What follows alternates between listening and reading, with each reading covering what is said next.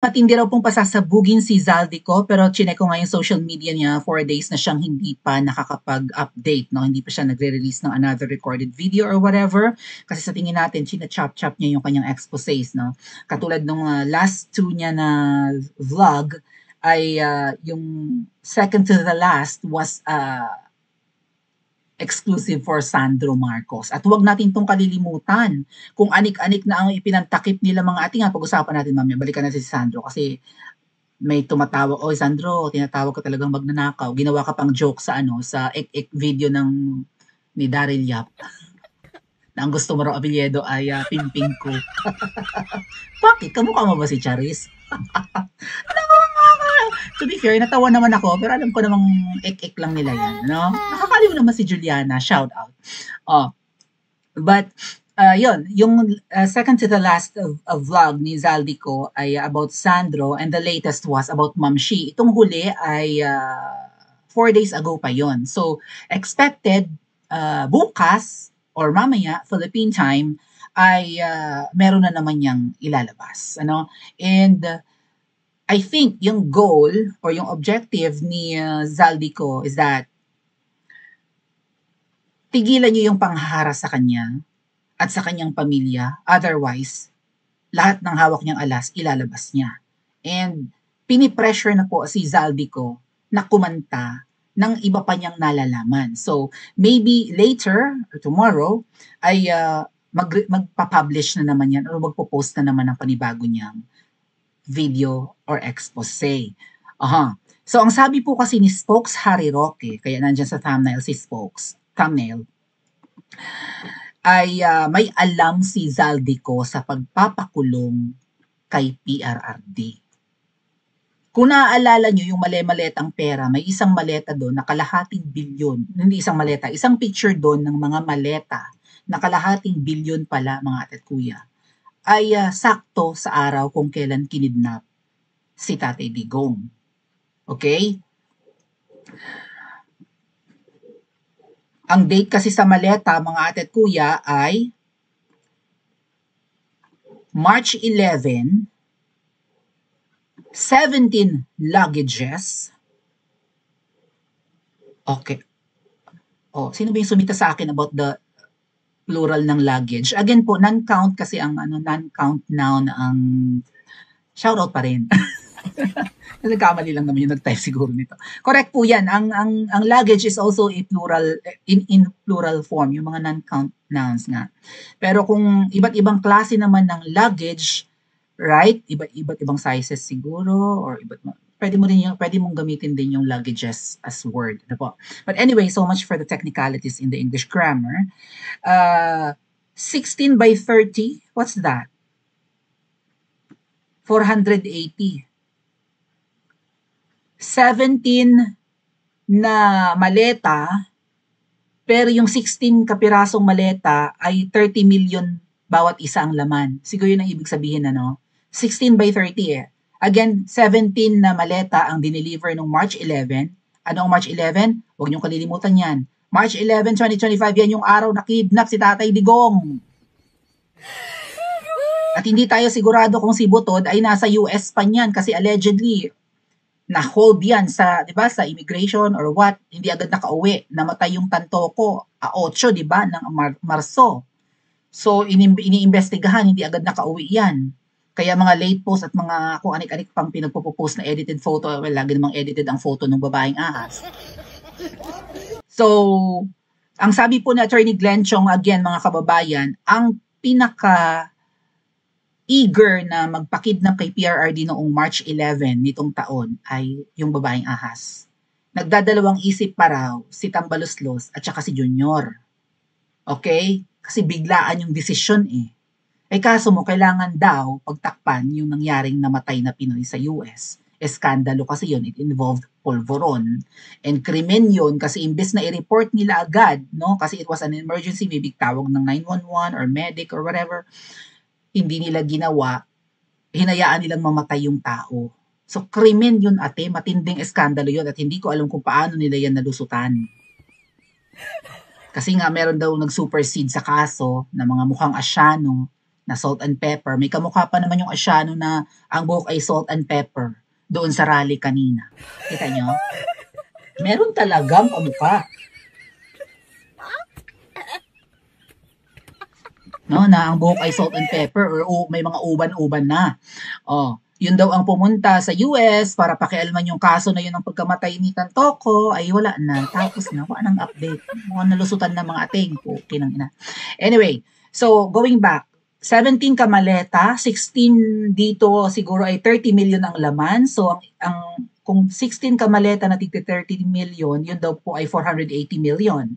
May isang maleta na 20 million ang laman, so 480 million plus 20 or 20 million equals to 500 million or kalahating billion dineliver sa a certain RR. Meron pa namang kongresista na from the north na parang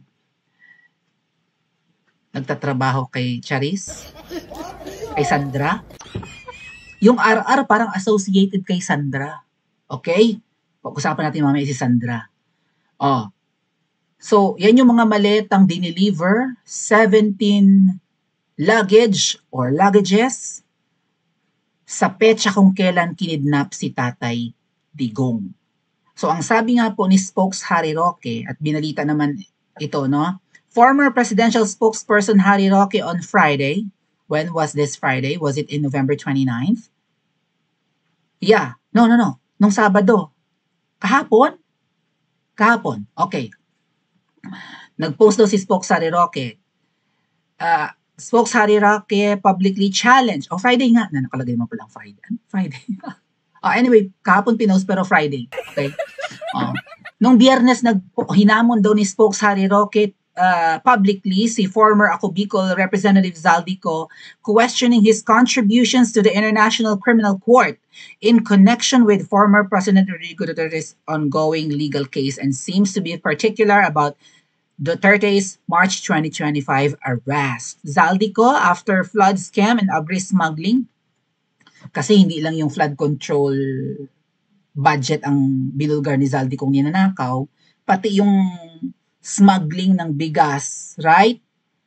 Ano pa nga yung mga, at sibuyas. Yun yung pasabog ni Zaldico, yung huling-huli.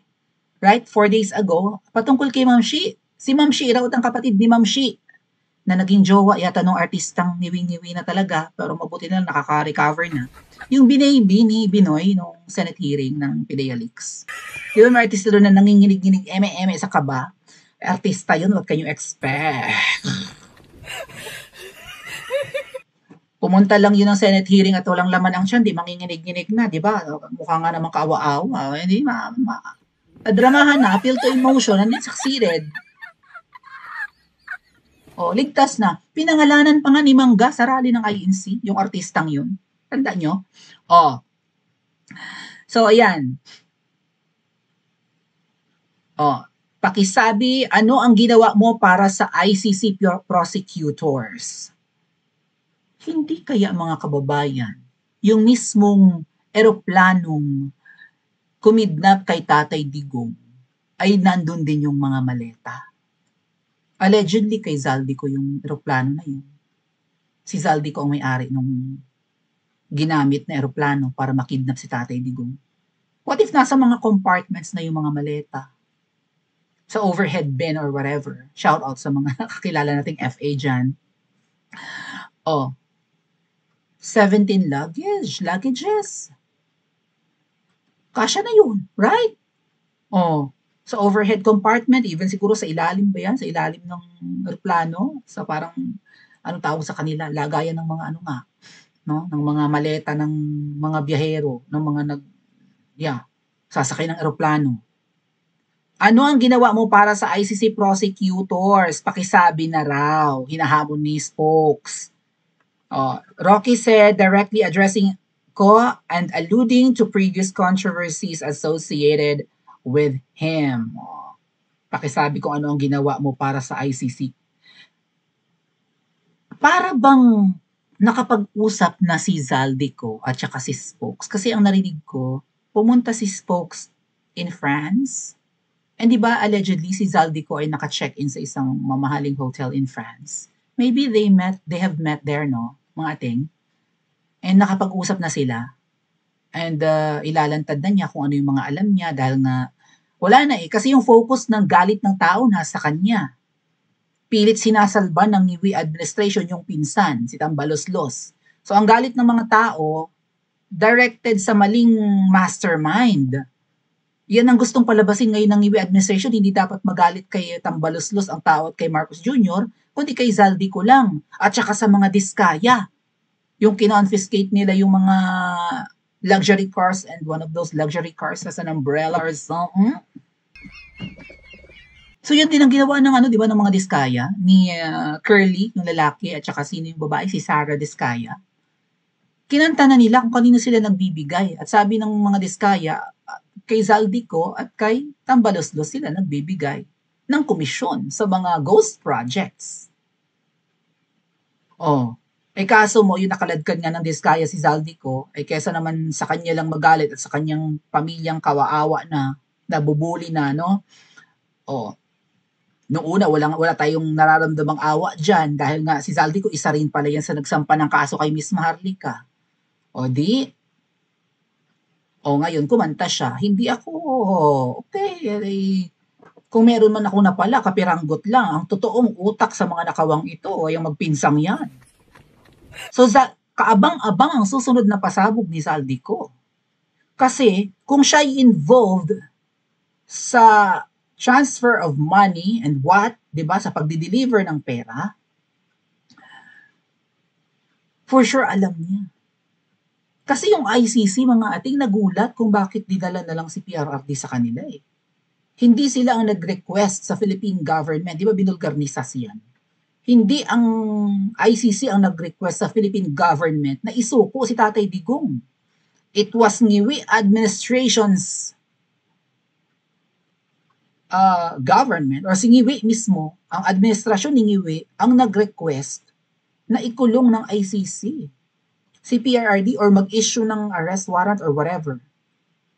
Kumbaga, willing namin ibigay sa inyo si Duterte. Go, mag-ready na kayo, i-deliver na namin, kaawa-awang matanda. Kaya Zaldico, kung yung mga delivery ng pera mo, lalo nung petsa na ikinulong si Tatay Digong, baka nagamit doon, or maybe prior to that, kasi ganun yung delivery lagi, mga kababayan, no? 1 billion, 500 million. Kita nyo mali-maleta. At kung si Zaldico ay nag-deliver ng pera sa palasyo, di ba? At ang sabi ay gagamitin nga yan, pangsuhol, baka hindi lang kalahating bilyon, mga ating. Kasi ko-convert mo pa yan sa euro, no? So maliit lang yun. Kano yun? Like 100 million euros, maybe lesser? Or 10 million euros lang? Sa ganung amount lang? Pwedeng bayaran? 10 million euros? Ang ICC? Well, kakagatin nila yun. Baka may mga prior deliveries pa, no? Or may succeeding deliveries. Kasi baka madalian yung kalahating bilyon na yun noong March 11 to follow na lang yung iba. Kasi minomonitor ng mga kakilala natin yung eroplano, pabalik-balik pa rin, no? Puntang Dubai, diretsyong Dahig, kung saan nakakarating yung eroplanong ng kidnap kay PRRD. Yun din yung eroplanong nagdala kay Ngiwi sa kanilang rally in Ilocos, di ba? Nung elections, kasi may mga rally sa Ilocos, yun ang ginamit ng Ngiwi na eroplano para makapunta ng Ilocos kasi March kinidnap si Tatay Digong, campaign period ng April, May ang elections, magkakasunod. So, Zaldico, aabangan ng taong bayan ang susunod mong expose. Nag-deliver ka ba ng pera? At ilang beses at gaano karami kung meron man na ginamit na pera para ibayad sa ICC? Kasi mukhang may alam si Spokes. Sa tingin ko nag-usap tong mga to. Nakapag-usap sila. And baka inamin ni Zaldico, di ba, na may iba pang, na kung para saan ginamit yung ibang pera. Anyway, ang delivery parang weekly, ano? Weekly ba nagdi-deliver ng pera, mga ate?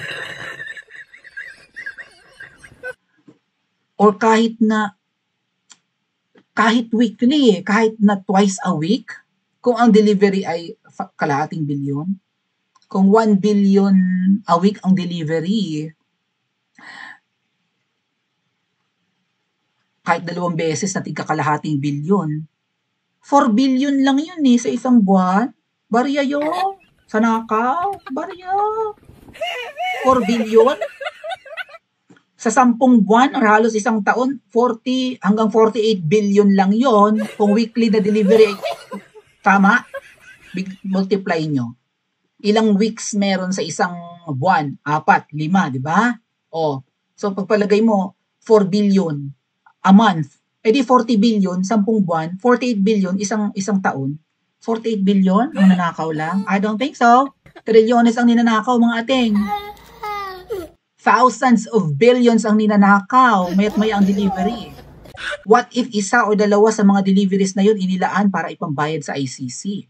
Ay punyeta. Pagkakataon na ng Pilipinas. Saldi ko, aantayin namin ang susunod mong pasabog. Baka patungkol na ito sa ibinayad sa ICC, no? Kasi kung ganyan ang ginawa ng Marcos Jr., pati reputasyon ng ICC damay. Baka pwedeng maging katapusan na rin to ng ICC, no? Na kaya pala silang i-bribe. Ano sa tingin niyo, mga kababayan? Pa-comment po sa comment section at mag-like and subscribe din po kayo.